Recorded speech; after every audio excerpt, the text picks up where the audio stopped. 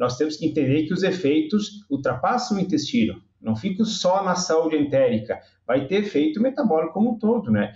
E o fígado, ele é o órgão gerenciador bioquímico do organismo, e toda vez que houver uma molécula alheia ao organismo, ele vai tentar destruir essa molécula, né? Detoxificar para torná-la o mais solúvel, o mais fácil possível para ser eliminada do organismo. Quem sabe isso possa ser uma sobrecarga, pode ser algo que tenha reduzido talvez o desempenho ou freando algumas expectativas que nós teríamos, né, com o uso dessas moléculas como um todo, não é? E nós temos um detalhe curioso muito quando se usa o probiótico combinado a outras moléculas. O probiótico nós sabemos que ele é um micro-organismo, né, que está na forma esporulada ali enquanto nas rações e tudo mais, e nós queremos que ele colonize o intestino depois logo a alimentação e tudo mais, né?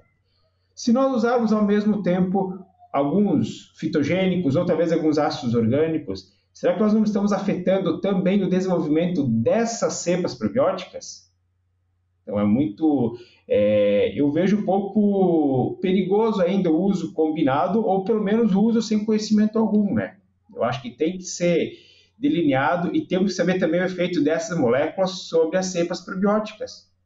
E além disso, nós temos algumas cepas benéficas naturais do intestino da ave, né? Lactobacillus, bifidobacterium. Será que esses fitogênicos não fazem efeito sobre elas também? E a médio e longo prazo não nos tragam um efeito prejudicial? Vejo que quanto mais nós estudamos e pesquisamos, a gente gera mais dúvidas. Eu estou cada vez com mais dúvidas, ao longo que o tempo vai passando. É difícil fechar uma ciência, uma ideia, né? E a gente conversa com os colegas, com os amigos, como você, que estamos trocando algumas ideias há pouco, e a gente vê que os achados convergem, né? Então, o comportamento dessas moléculas, né? A gente vê que nós encontramos efeitos muito parecidos, né? Então, é sinal que ainda existe a necessidade de nós evoluirmos em algumas situações, né? Com certeza, como você disse, é uma nova fronteira do conhecimento. Agora que a gente está começando a entender como que essa microbiota funciona, essas interações que você falou, a da microbiota com os probióticos, com os outros fitogênicos, ácidos orgânicos, as próprias enzimas. Então, realmente, é um universo que a gente tem que ir, né, indo passo a passo, desvendando esses fenômenos. Isso que você colocou é muito interessante, porque, teoricamente, os antibióticos eles não são absorvidos, a ação dele é local, né, no nosso trato digestório, no trato digestório das aves. Mas e os produtos que são absorvidos? Muitas vezes ele tem uma ação benéfica a nível digestório, mas a partir do momento que ele é absorvido, ele pode, como você falou, dar um trabalhão para o fígado lá, metabolizar uma molécula que eventualmente pode jogar um papel aí, né, tóxico dentro do organismo. Então, conforme que você falou, a ciência, cabe a ciência ir desvendando, né, essas dúvidas pouco a pouco, e aí a gente vai entendendo. Eu acho que esse recado que você dá, Tiago, que falar assim, olha, gente, não existe uma bala de prata, não existe um produto que vai do primeiro ao último dia, não existe assim uma combinação que esteja assim já universalizada. Eu acho que é muito legal e deixa os nossos colegas aí de campo, né, os nossos amigos nutricionistas aí, né, com a responsabilidade enorme de tomar decisões, né, que toda hora bate aí na porta, né, de várias tecnologias, novos produtos com várias tecnologias embarcadas, e a gente ainda não está entendendo ainda como tudo isso funciona, né? Então é um desafio que fica, né, Tiago, aí inclusive, né, para nós, né, que trabalhamos na área da ciência aí, da pesquisa, para também buscar mais trabalhos para conhecer melhor os produtos, não é isso? Exato.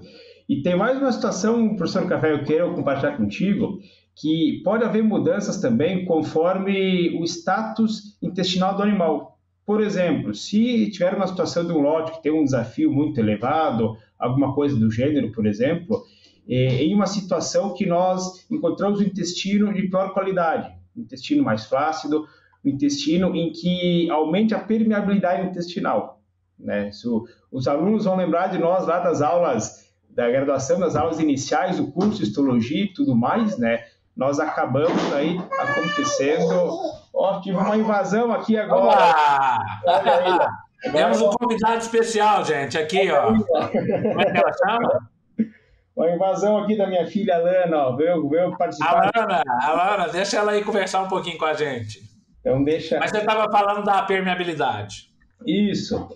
O que acontece? Quando nós temos as junções intestinais, né, as junções entre os enterócitos, por exemplo, né, nós observamos algumas situações em que a molécula deveria ser normalmente absorvida pelo enterócito. No entanto, quando a mucosa intestinal ela está degradada, as junções entre os enterócitos elas se separam. E aí moléculas muito grandes passam a ser absorvidas. São moléculas que não deveriam ser absorvidas. Então nós falamos isso, chamamos de aumento da permeabilidade intestinal.